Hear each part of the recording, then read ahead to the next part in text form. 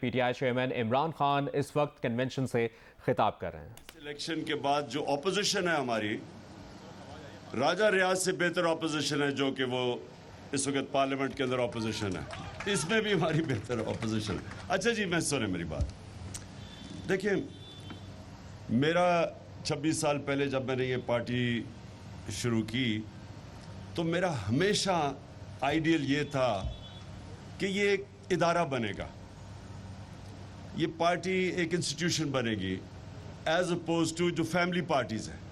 پاکستان میں political parties نہیں ہیں، فیملی پارٹیز ہیں۔ یہ جو آپ دیکھ رہے ہیں، بلکہ کیوں ہماری ڈیموکریسی ایوالو نہیں کی؟ فیملی پارٹیز کی وجہ سے، کیونکہ دو سسٹمز ہیں، ایک ہے بادشاہت، دوسری ہے جمہوریت۔ جمہوریت ایونچولی بادشاہت کو پیچھے چھوڑ گئی، کیونکہ جمہوریت کے اندر میرٹ ہے، بادشاہت میں میرٹ نہیں ہے۔ تو ہمارے ملک میں نام تو ہم نے جمہوریت کا لیا، لیکن اس کے اندر فیوڈل سسٹم یعنی ایک قسم کی بادشاہتی تھی جدھر کوئی میرٹ نہیں تھا۔ یعنی آپ یہ دیکھیں، دو خاندان ہیں پاکستان میں پچھلے 60 سال میں، آدھا وقت ملٹری کی گورنمنٹ تھی اور آدھا وقت یہ دو خاندان کی حکومت تھی۔ تو یہ ہمارا تو صرف 3.5 سال تھے جس پہ انہوں نے اتنا شور مچایا کہ ملک میں تباہی ہوگی، اصل میں تو ان کے دور کی تھی۔ تو سنیں ذرا، پارٹی ہماری ادارہ تب بنے گی جب ہم ایک بہترین قسم کے الیکشنز کروائیں گے پارٹی میں۔ اور الیکشنز کا مطلب یہ کہ ایک میرٹ کے اوپر ایک وہ لیڈرشپ جو لوگ ہماری ممبرز چاہیں گے اوپر آئے۔ تو یہ ایک ہم نے 2 ایکسپیریمنٹس کیے ابھی تک۔ ایک بہت بڑا ایکسپیریمنٹ 2013 کے الیکشن سے پہلے کیا، وہ بدقسمتی سے ویسا الیکشن نہیں ہوا جو ہم چاہتے تھے، کیونکہ پریسیڈنٹ کوئی نہیں ہے پاکستان میں، کوئی پارٹی الیکشن ہی نہیں کرواتی صحیح معنی میں۔ تو وہ ہمیں بڑا مشکل لگا، ہمیں مسئلے آئے ممبرشپ کے سارے، بڑا 8-9 مہینے کا وہ ایک پروسیس تھا۔ پھر ہم نے دوسری وقت کوشش کی اور ہم نے تسنیم نورانی کے نیچے پورا ایک الیکشن سیل بنایا، بڑا پیسہ بھی ایلوکیٹ کیا، اور جو سسٹم چاہتے تھے ہم، اصل میں فیوچر ہے ہی موبائل فون کے ذریعے الیکشنز۔ یہ آپ دیکھ لیں گے دنیا میں اینڈ میں موبائل فون کے ذریعے الیکشن ہوگا جس طرح ٹیکنالوجی جا رہی ہے۔ تو ہم نے پری ایمپٹ کیا اس کو، کوشش کی، لیکن وہ انفارچونیٹلی وہ ہمارا سسٹم صحیح معنی میں بنا نہیں۔ لیکن یہ میری آپ سب سے وعدہ ہے کہ جیسے ہی ہماری پہلی اپرچونٹی ہوگی، تیاری ابھی سے ہم کر رہے ہوں گے، ہم نے اس پارٹی میں الیکشن کروا کے میریٹوکریسی لے کے آنی ہے۔ وہ صرف جب ایک الیکٹرل پروسیس ٹھیک ہوگا تبھی میریٹوکریسی آئے گی۔ تو میں یہ کہنا چاہتا تھا، ایک اب اپنی پارٹی کو، اور آسیہ آپ کو خاص، میں ملنے بھی آسیہ کو گیا تھا، ہماری خواتین کی بہت زبردست پرفارمنس رہی ہے پنجاب اسمبلی میں بھی، اور جس طرح ہماری خواتین نے ڈی چوک پہ وہ پہنچی اور جس طرح وہ شیلنگ انہوں نے برداشت کی، میں ان کو آج سب کو خراج تحسین پیش کرنا چاہتا ہوں، اس لیے کہ پاکستان میں میں نے کبھی نہیں دیکھا اس طرح عورتوں کو اور بچوں کے میں اس طرح کی ٹیئر گیس شیلنگ میں سوچا بھی نہیں تھا کہ پاکستان میں ہوگا، کیونکہ ہمارا ایک معاشرے میں خواتین کی زیادہ عزت ہے۔ میں وہ پاکستانی کہہ رہا ہوں جس نے ساری دنیا دیکھی ہے۔ ہمارے معاشرے میں اور اسلام کے کلچر میں خواتین کی بہت پہلے سے زیادہ عزت ہے، اور ہم نے کبھی یہ تصور نہیں کیا کہ پولیس، ہماری اپنی پولیس اور رینجرز، اور سامنے دیکھ رہے ہیں کہ عورتیں بچے اور وہ ان کے اوپر اس طرح کی بے دردی سے شیلنگ کرے۔ مجھے کبھی یہ اندازہ نہیں تھا کہ میں یہ بھی اپنے ملک میں یہ دیکھوں گا، اور مجھے افسوس سے یہ کہنا پڑتا ہے کہ مارشل لاء کے علاوہ کبھی کسی ڈیموکریسی کے اندر اس طرح کا پولیس کا جو رویہ تھا، جس طرح انہوں نے رات کے لوگوں کے گھروں میں گھسے، پتہ تھا عورتیں ہیں وہاں، اور جس طرح ان کا عورتوں سے رویہ تھا، میں نے یہ کبھی نہیں سوچا تھا کہ پاکستان میں یہ ہوگا۔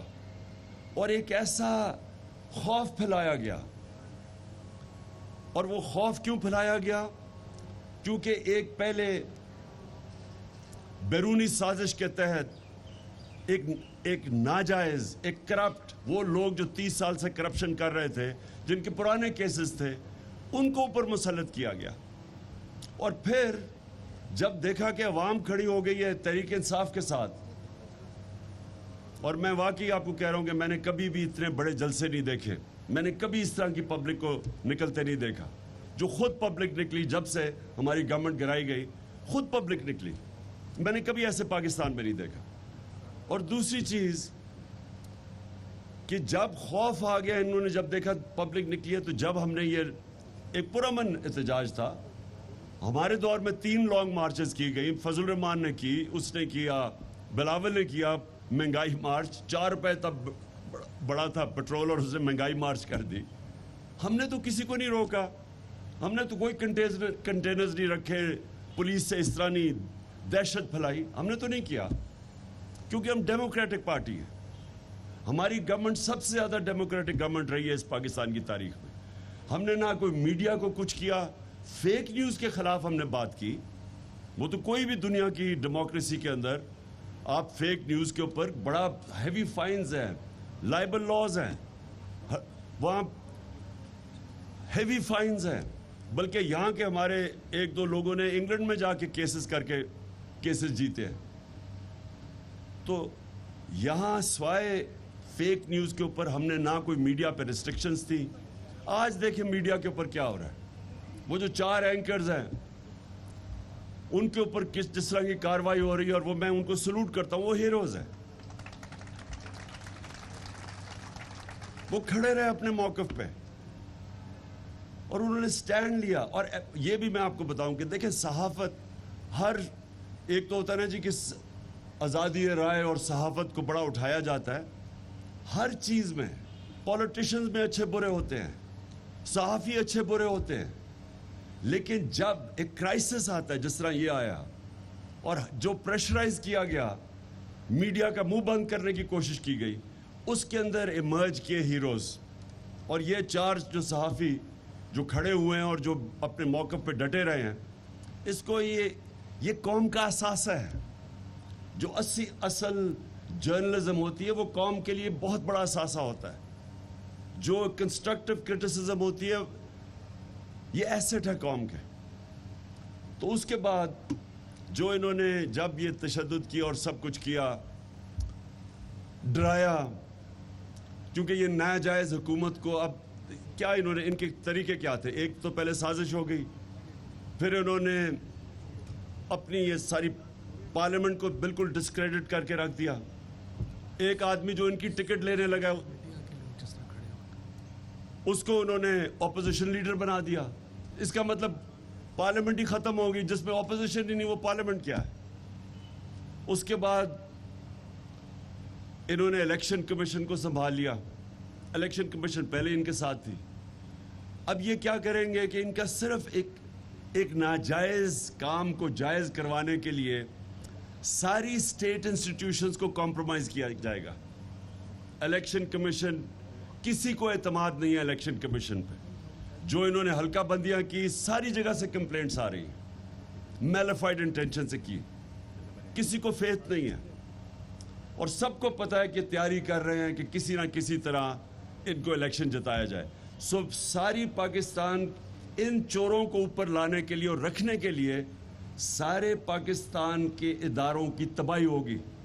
इलेक्शन कमीशन तो अभी डिस्क्रेडिट हो गया। नैब के अंदर अब अपना आदमी रख के तो नैब बिल्कुल डिस्क्रेडिट होगी कि अपने केसेस ख़त्म करवाएंगे। FIA को इन्होंने तबाह करके रख दिया कि वो लोग जिन्होंने बड़ी मेहनत से मुल्क के लिए केसेस बनाए थे इनके ऊपर, ये शरीफ ख़ानदान के ऊपर, और इनके डरते थे लोग, ब्यूरोक्रेट्स डरते थे, पुलिस वाले इनके ऊपर किसी किस्म का एक्शन लेते हुए डरते थे। नैब में जा रहे हैं और नैब के अंदर जाके पथराव कर रहे हैं नैब के ऊपर, सिर्फ केसेस से निकलने के लिए। वहाँ FIA की वो हमजा शहबाज जा रहा है FIA के अंदर और धमकियां दे रहा है। वो जो डॉक्टर रिजवान जो हार्ट अटैक से मरे हैं, उनको धमकियां दे रहा है कि तुम होते कौन हो मुझे पूछने वाले।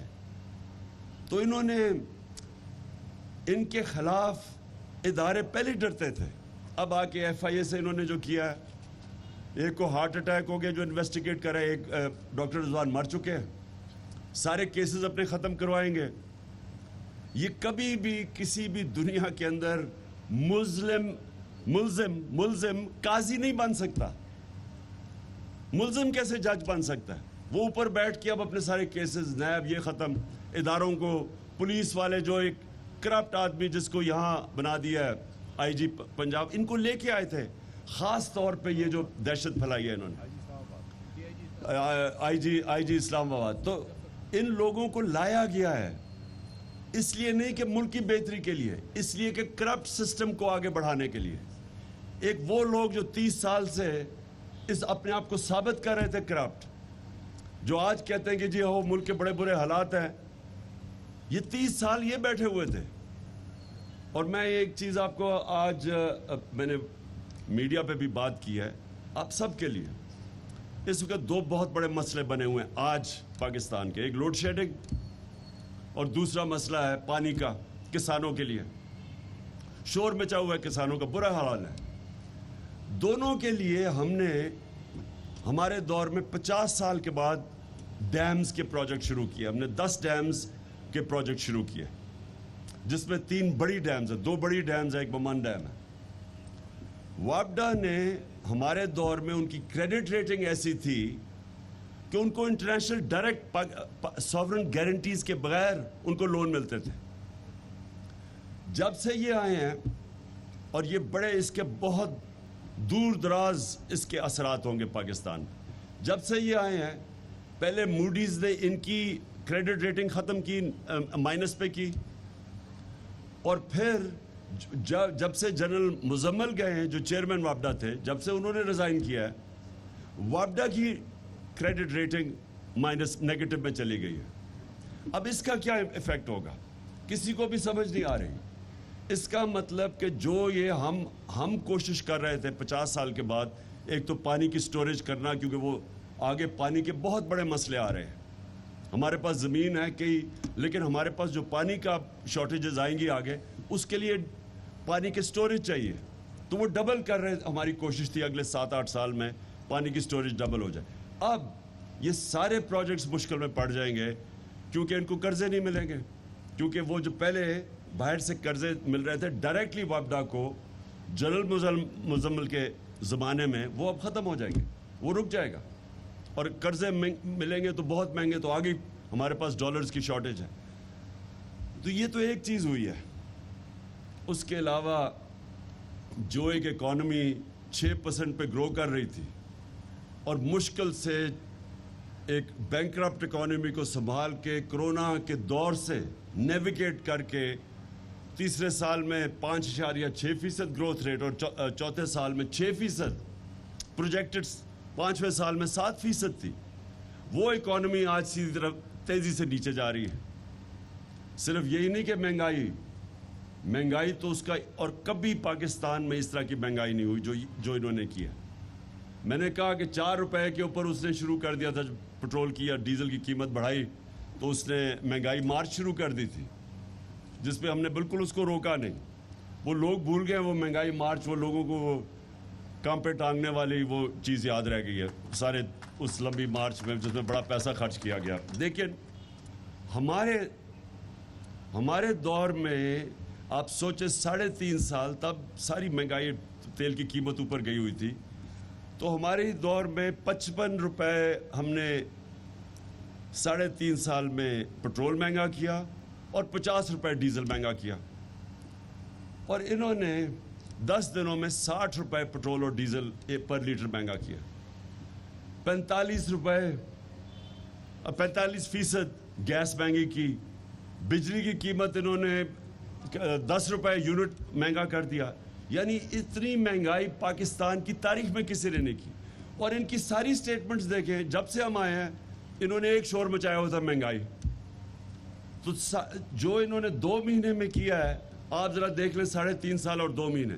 اس کا مطلب کہ مہنگائی کوز نہیں تھا, کیونکہ اگر یہ ہوتا تو یہ روکتے, یہ اتنے بڑی مہنگائی نہ کرتے. مقصد کچھ اور تھا, اور وہ مقصد سامنے آپ کے آ گیا کہ آتے ساتھ ہی ان کے مسئلے تھے کرپشن کے کیسز کے, وہ کرپشن کیسز ختم کروانے تھے انہوں نے. سو ان کا اصل مقصد یہ تھا. امریکہ کا مقصد یہ تھا کہ وہ ایک پالتو کو لے آئے اوپر ان کے نوکروں کو, اور وہ جو بھی IMF کہے گا وہ کریں گے. جو بھی اب ہمارے پیٹرولیم منسٹر نے جا کے, جب میں روس کیا تھا تو ہم نے نیگوشیٹ کر لیا تھا روسیوں سے کہ ہمیں سستا تیل دیں, ہمیں 30% ہم نے ان سے بات کر رہے تھے کہ ہمیں تیل سستا دیں. وہ نیگوشیٹ ہو گیا تھا. جب جیسے ہی واپس آئے انہوں نے نو کانفیڈنس وہ ٹیبل کر دی. تو وہ جب نو کانفیڈنس ٹیبل ہوئی تو سب کچھ سلو ڈاؤن ہو گیا. لیکن ان کا کام تھا, اگر ان کو واقعی مہنگائی کی فکر ہوتی تو ان کو فوری طور پہ وہ روس کا جو سستا تیل تھا اس کو پرسو کرنا چاہیے تھا. ان کا فائنانس منسٹر کہتا ہے جی روس ہمارے پاس آ کے ہمیں آفر دے, یعنی تیل کی ہمیں ضرورت ہے لیکن روس کو کہہ رہا ہے کہ ہمیں آ کے آفر دے. یعنی اصل میں امریکہ کی اجازت کے بغیر یہ کبھی کوئی کام نہیں کریں گے. عوام پس رہی ہے. ہندوستان 40% کم پہ تیل خرید رہا ہے آج روس سے, 40% کم. جب ہم 60 روپے بڑھا رہے تھے لیٹر تو ہندوستان 25 روپے لیٹر کم کر رہا تھا کیونکہ انہوں نے روس سے تیل لے رہے تھے. تو ان کو اگر فکر ہوتی اپنے لوگوں کی تو ان کا سب سے بڑی پرائرٹی تھی کہ وہ اس کو پرسو کرتے. پرسو کرنے کی تو بڑی دور کی بات ہے. ان کو تھوڑا سا ان کے خیال میں بھی آ جائے نا کہ ان کے جو ماسٹرز بیٹھے ہوئے ہیں واشنگٹن میں امریکہ, وہ ناراض بھی ہو جائے تو یہ کبھی وہ آگے قدم نہیں اٹھائیں گے. ان کو کوئی فکر نہیں اپنی عوام کی. میری کنٹینشن یہ ہے کہ ان کے دونوں کے پارٹیوں کے سربراہ کے اربوں ڈالر, روپے نہیں, ان کے اربوں ڈالر باہر پڑے ہوئے ہیں. یہ کبھی کسی قسم کا اس قوم کے لیے سٹینڈ نہیں لیں گے جدھر ان کے ڈالر خطرے میں آ جائیں. ان کو خوف یہ ہے کہ امریکہ اگر ناراض ہو گیا تو وہ ان سے ہوگا جو آج روسیوں سے ہو رہا ہے.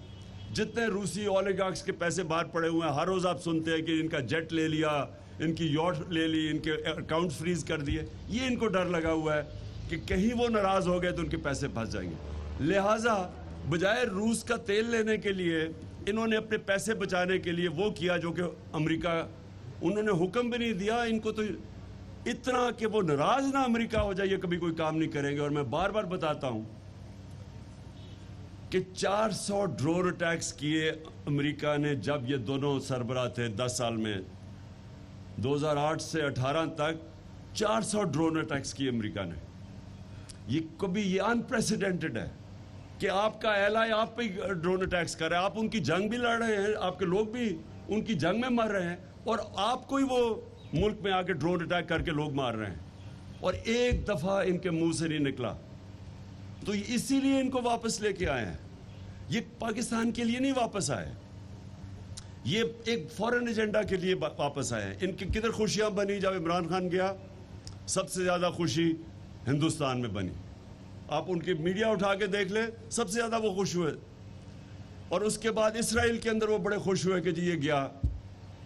اور ویسٹرن اخباروں میں زیادہ تر میرے اگینسٹ یعنی انہوں نے وہ جب بعد میں پبلک نکلی تو تھوڑی چینج ہوئی ہے, لیکن شروع میں انہوں نے بھی بڑا نیگیٹو تھا.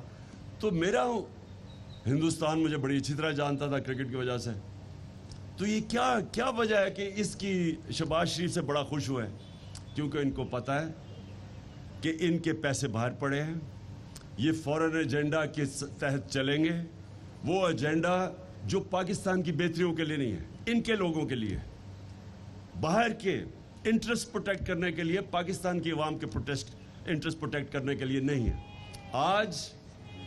آج آپ یہ دیکھ لیں کہ جس طرف ہمارا ملک جا رہا ہے یہ کس کو سوٹ کر رہا ہے؟ پاکستانی عوام کو تو نہیں سوٹ کر رہا. کس کو فائدہ ہو رہا ہے اس سے؟ جن کا ایجنڈا ہے پاکستان کو کمزور کرنا, جن کا ہمارے دشمنوں کا ایجنڈا ہے کہ پاکستان کے ٹکڑے کرنا. ہندوستان کے ٹی وی پہ عام بیٹھے ہوتے ہیں ان کے اینالسٹ اور کہہ رہے ہوتے ہیں بلوچستان کو علیحدہ کرنا ہے. میں نے کئی دفعہ سنا کہتے ہو کہ جی پاکستان کے ٹکڑے ہونے چاہیے. کون یہ ساری مسلمان دنیا میں آج آپ دیکھیں تو ایک مسلمان ملک دیکھ لیں جو عراق سے شروع کریں اور لیبیا سے شروع کریں, سیریا سے شروع کریں, صومالیہ, یمن, سارے مسلمان ملکوں میں دیکھ لیں अफगानिस्तान, सारों के अंदर बाहर के एजेंडा के तहत वो मुल्कों की तबाही है। तो वो जो बाहर की फोर्सेस हैं जो हमारे खैर ख्वाह नहीं हैं, वो ये नहीं चाहते कि पाकिस्तान मजबूत हो। इनको जो लेके आए हैं वो पाकिस्तान इसलिए नहीं लेके आए कि मुल्क मजबूत हो, इसलिए कि हम गुलाम बने। और इसलिए ये बहुत इम्पोर्टेंट वक्त है आपके लिए। आप पाकिस्तान की वो पार्टी हैं जो कि आज वाहिद पाकिस्तान की फेडरल पार्टी रह गए। बाकी दो पार्टीज रह गई हैं, इंटीरियर सिंध की और एक रह गई सेंट्रल पंजाब की। आप वो पार्टी है जो कि सारे पाकिस्तान की पार्टी है। आपकी पार्टी मुल्क को इकट्ठा रख सकती है। ये वो पार्टी है, सिर्फ दो फोर्सेस इस वक्त ये जो दुश्मन जो चाहते हैं कि कमज़ोर हों। एक वो चाहते हैं कि तहरीक इंसाफ कमज़ोर हो, जिसलिए ये साजिश थी। दूसरी वो चाहते हैं पाकिस्तानी फ़ौज कमज़ोर हो।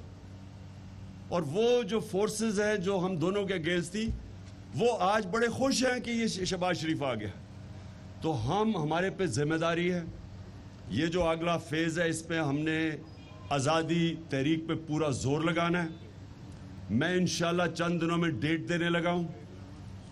हम सिर्फ अपने वकला से कंफर्म कर रहे हैं कि हम एक कानून के अंदर रहते हुए उनसे परमिशन मांग रहे हैं। जैसे हमें ये परमिशन मिलती है, और ये ज़्यादा देर नहीं है, मैं आपको अभी कॉल दूंगा। बहुत बड़ा इस मुल्क की तारीख का इंशाल्लाह सबसे बड़ा हम एक एहतजाजी प्रोटेस्ट करेंगे। ये हमारा राइट है।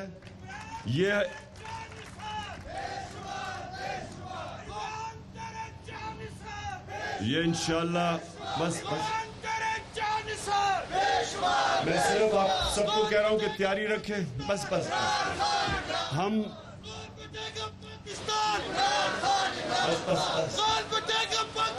अच्छा सुने, हम सारों मैंने तंजीमों को कहा हुआ कि इसकी तैयारी रखें। हम इंशाल्लाह जैसे हमारा क्लियर होता है, अभी सुप्रीम कोर्ट का से जो क्लियर करते हैं, क्योंकि हम सुप्रीम कोर्ट में गए हुए हैं, जैसे क्लियर होता है मैं आपको डेट दूंगा। मैं सबको चाहता हूं, आप जितने भी डेलीगेट्स बैठे हुए अपने इलाकों में तैयारी करें, क्योंकि मैं इसको ये नहीं समझता हम पॉलिटिक्स कर रहे हैं। मैं इसको ये समझता हूं कि ये हम अपने मुल्क के लिए जहाद लड़ रहे हैं। आज़ादी, एक मुसलमान जब अपनी आज़ादी के लिए खड़ा होता है वो जहाद होता है। और इंशाल्लाह मैं जब आपको डेट दूंगा, आपकी सबकी तैयारी होनी चाहिए। बस।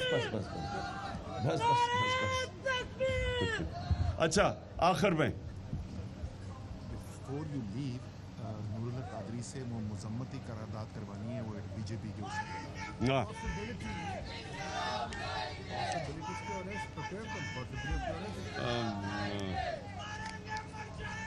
जी मैं जब अभी ख़त्म कर रहा हूँ, बस कादरी साहब आप आके वो जो हिंदुस्तान में हमारे नबी सल्लल्लाहु अलैहि वसल्लम की शान में गुस्ताखी हुई, उसके ऊपर एक करारदाद पास करेंगे। लेकिन मैं आखिर में सिर्फ ये कहना चाहता हूँ, आपकी बहुत बड़ी जिम्मेदारी है।